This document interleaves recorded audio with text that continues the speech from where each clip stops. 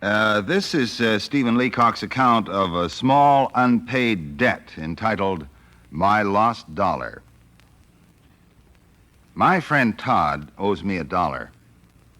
He's owed it to me for 12 months, and I fear there's little prospect of his ever returning it. I can realize whenever I meet him that he's forgotten that he owes me $1. He meets me in the same frank, friendly way as always. My dollar's clean gone out of his mind. I see that I shall never get it back. On the other hand, I know that I shall remember all my life that Todd owes me $1. It'll make no difference, I trust, to our friendship, but I shall never be able to forget it. I don't know how it is with other people, but if any man borrows $1 from me, I carry the recollection of it to the grave. Let me relate what happened. Todd borrowed this $1 last year on the 8th of April. I mention the date in case this should ever meet Todd's eye. Just as he was about to leave for Bermuda. He needed $1 in change to pay his taxi, and I lent it to him. It happened quite simply and naturally. I hardly realized it till it was over. He merely said, "Let me have $1, will you?" And I said, "Certainly, is $1 enough?" I believe, in fact, I know, that when Todd took that $1, he meant to pay for it. He sent me a note from Hamilton, Bermuda. I thought when I opened it that the $1 would be in it, but it wasn't. He merely said that the temperature was up to nearly 100. The figure misled me for a moment. Todd came back in 3 weeks. I met him at the train. Not because of the $1, but because I really esteem him. I felt it would be nice for him to see someone waiting for him on the platform after being away for 3 weeks. I said, "Let's take a taxi up to the club." He answered, "No, let's walk." We spent the evening together talking about Bermuda. I was thinking of the $1, but of course I didn't refer to it. One simply can't.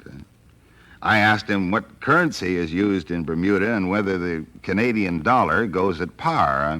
I put a slight emphasis on the Canadian dollar, but found again that I could not bring myself to make any reference to it.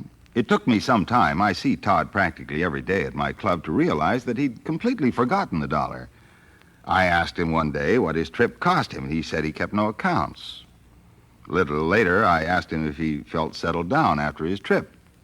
He said he'd practically forgotten about it, so I knew it was all over. Now, in all this, I bear Todd no grudge. I've simply added him to the list of men who owe me $1 and who have forgotten it. There are quite a few of them now. I make no difference in my demeanor to them, but I only wish I could forget it. I meet Todd very frequently. Only 2 nights ago, I met him out at dinner, and he was talking, apparently without self-consciousness, about Poland. He said that Poland would never pay her debts. Well, you'd think a thing like that would have reminded him, wouldn't you? It didn't seem to. But meantime, a thought, a rather painful thought, has begun to come into my mind at intervals, and it is this. If Todd owes me $1 and has forgotten it, it is possible, indeed, it is theoretically probable, that there must be men to whom I owe $1 which I have forgotten. There may be a list of them. The more I think of it, the less I like it, because I'm quite sure that if I had once forgotten $1, I should never pay it on this side of the grave.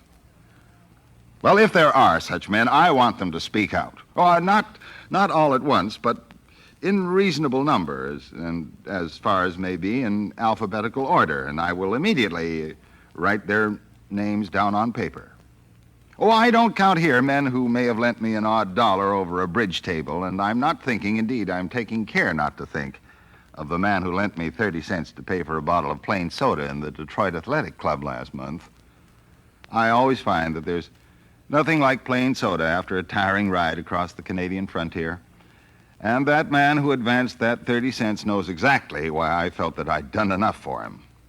But if any man ever lent me $1 to pay for a taxi when I was starting for Bermuda, I want to pay it. And more than that, I want to start a general movement, a back to honesty movement for paying all these odd dollars that are borrowed in moments of expansion. Let us remember that the greatest nations were built up on the rock basis of absolute honesty. And in conclusion, may I say that I do particularly ask that no reader of this book will be careless enough to leave this copy around where it might be seen by Major Todd. of the University Club of Montreal.